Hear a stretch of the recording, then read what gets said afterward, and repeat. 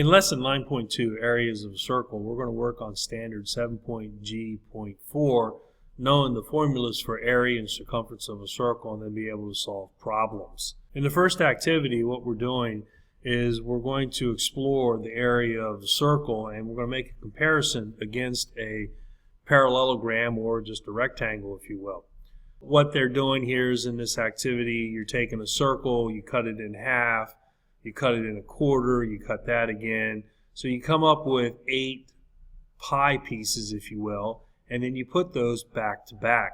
So what they're saying is that this relationship between a circle, when you put them back to back, because we have all the areas together, okay, this is the same in a rectangle or a parallelogram, because we are going a little bit aside there, okay, is that area equals length times width. So we just write it as length times width. This here is our width, this is going to be our width, and this is going to be our length. Now, they use a little bit different terms here in the book. They use area equals base times height. This is going to be our base, or little b I should draw, and this will be our height, or h. Okay, so this is going up. So radius, width, height, they're all the same. Base and length, that's the same. Okay, so now what they're asking us is to look here. The base and height of a parallelogram relate to the parts of the circle. The base is 1/2. So if you take a look here, remember when we cut this piece right here, okay?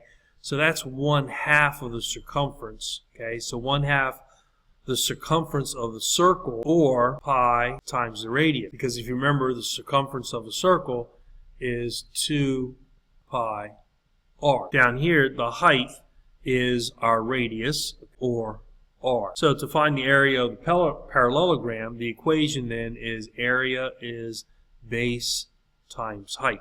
Here they're asking for the parallelogram. So now what we're going to do is we're going to substitute. Anytime you have something equal to something else, you can always make substitutions. We've talked on this a bit before, but we're really going to work with it a lot here.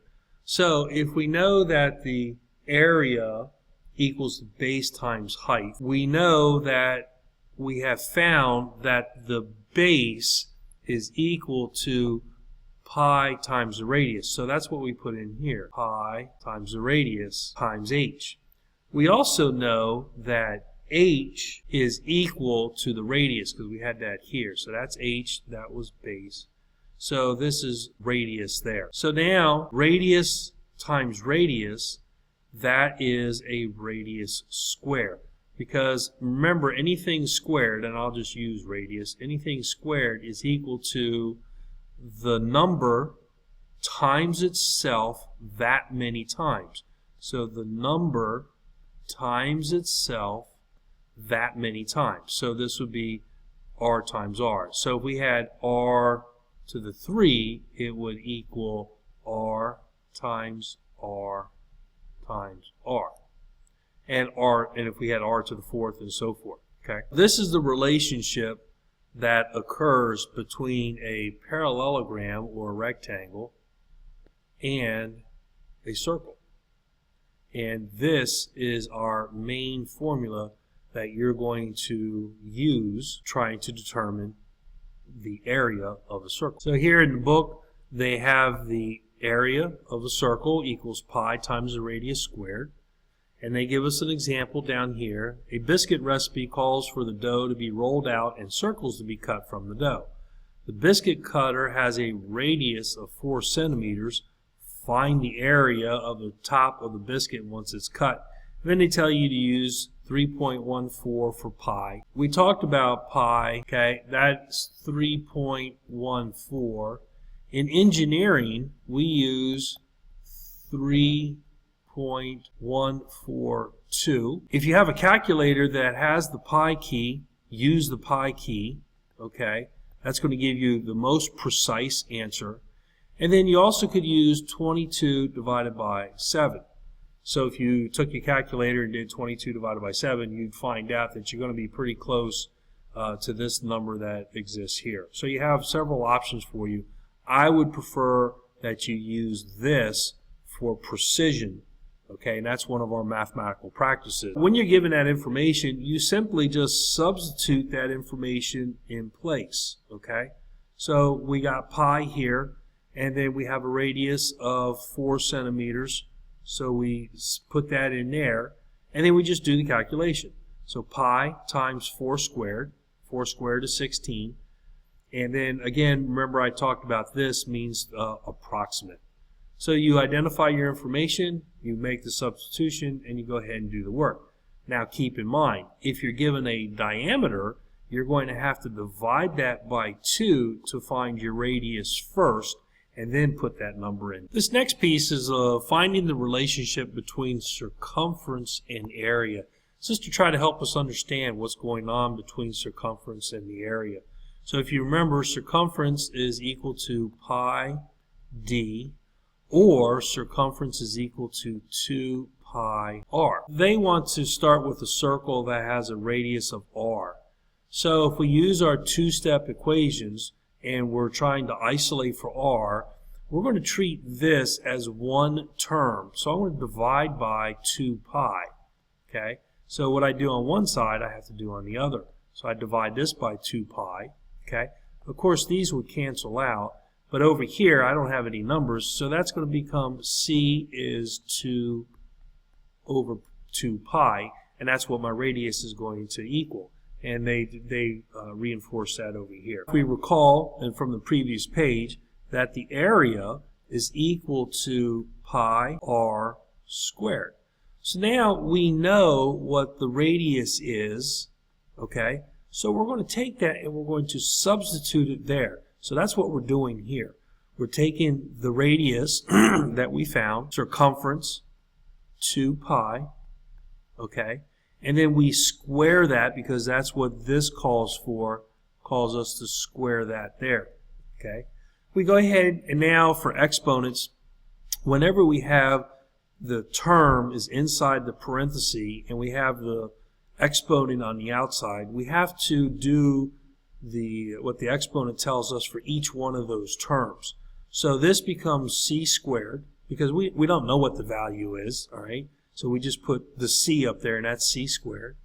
We take and we put the 2 here because that's the 2, and then we put the pi here. So now we have area equals pi times circumference squared divided by 2 squared times pi squared. The next step, what they've done is that they've actually done the multiplication because this way this is set up, this is kind of like, you know, if you're doing L times W, okay? Length times width. Well, this is pi times everything that's inside here.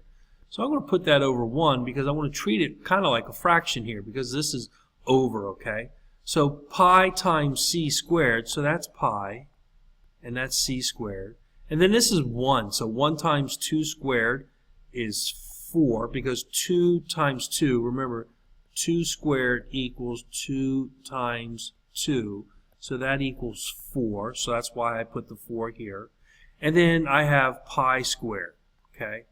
Now, we could ask you to go ahead and take pi times pi, okay? Pi squared is equal to pi times pi, and you'd take 3.14 times 3.14 and you'd put a number in there. But we don't want you to do that. We want you to look at this in terms of using the symbols right now. I want you to get used to looking at it. So the next step here is to simplify this piece right here. So if you recall, anytime we have something over something, we can rewrite it, we can simplify it by getting rid of it, but pay attention here. So I have the 1 pi and there's 2 pi's down here. So 1 pi can cancel away and 1 pi can cancel away, so I'm left with 1. So let me visualize that for you. So there's 1 pi over 2 pi's, right? Because that's pi squared right up here, what we saw.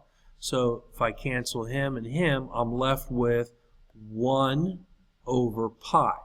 Okay, so this would be like 1 times circumference squared. So that's circumference squared.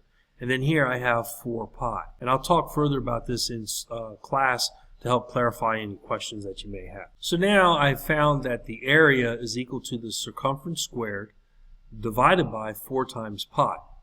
But if I want to find what my circumference is, then I go ahead and I use my one-step equation. I'm going to treat this all the same here, okay? So I'm going to multiply by 4 pi. What I do on one side, I have to do on the other side, okay? So I'm left with c squared equals 4 pi area, because 4 pi times my area, and that's this. Now one more step, and they don't show it. When you have this is called a square, okay? So something squared, okay? The opposite of that is to take the square root, okay? So this is called square root. So square, square root, those are opposites, you know, like multiply and divide are opposites, and addition and subtraction are opposites. So square and square root are opposite. So to find the actual circumference, what you would do is you would take the square root of c squared, so whatever that answer is, and what you do on one side, you have to do on the other side. So you would take the square root of 4 times pi times the area. So you would do this work first, and then you would take the square root of that, and then that will give you what your actual circumference is, okay? So looking here, it says find, this is the guided practice. Looking here, they're asking you for the area. Notice though, they'll only give you one piece of information. This is the diameter. So you got to convert that to the radius, because remember, area equals pi r squared. This is the radius, and this is the diameter, so you have to change that. Here, you're given, this just says solve, so they're telling you actually to find the area. So what is the area? So they give you the radius.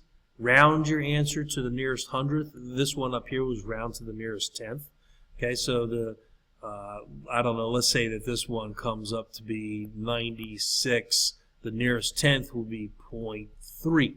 Okay, that's the tenths position. Down here in the hundredths, well, I'm just going to use the same number, so let's say it's 96.34. Okay, that's the hundredths position right there. So pay attention to those directions. I do want to talk about this one down here, mainly in the way the information is given to you and what this means here. So here, they want you to find the area of the circle. So we know that the area of the circle equals pi r squared. But they're telling me the circumference is 4 pi. Okay? So if you remember, circumference equals, you can use pi d, or you can use circumference equals 2 pi r. Well, we need, if you look, the common term that exists between the two, and that was that whole exercise that we just did a moment ago, is the radius. So this is what we need, okay? But what they're telling you here is that the circumference itself is 4 pi. So you're going to take that and you're going to substitute it in place there. So when you rewrite your equation, it's going to look like 4 pi equals 2 pi r. So this is the circumference, and then you solve the equation. So we're going to treat this the same, okay, as one term. So I have to isolate my radius, so I'm going to divide out by 2 pi. This is one-step equation here. So I divide this by 2 pi, okay. So now I take, obviously these cancel out, okay, so I'm left with radius. But my pi's cancel out on this side, because anything divided by itself is 1. And then this is 4 divided by 2, so that's going to be 2, okay. So my radius is going to equal 2. But we're not done yet, because now we have to do this here. So I substitute this value in place here, okay. So I'm going to do area is equal to pi times 2 squared, okay. So 2 times 2 is 4, and I'm going to write that in this way. I'm just going to put my constant first because that's the proper way that we write it. So 2 squared is 4, so we have 4 pi. Now that's it. We stop. That's what they're asking about here when they say, give the answer in terms of pi. Okay? So we have just now given the answer in terms of pi. Okay? So it's 4 pi. Now I know most of you would probably say, well, just take 4 times 3.14 and then that's the answer. Yes, it is in a numerical way, but they're asking for it in terms of pi. So when we look at here, we're going to do the same thing. You're going to substitute 12 pi. So it's going to be 12 pi equals pi. So for the next one, you're going to substitute the 12 pi in place of circumference in the circumference formula. So circumference equals 2 pi r. You substitute that in there, so 12 pi equals 2 pi r. And then you go ahead and you do a 1 or 2 step equation. You solve for that. You find out what r equals, okay? And then you go ahead and you take this value and you substitute it in the formula for pi for area. You're going to substitute that there. You're going to do the work, and then you'll find out what the area is. Don't let this one here throw you off. You're still going to do the same thing, okay? Equals 2 pi r, all right?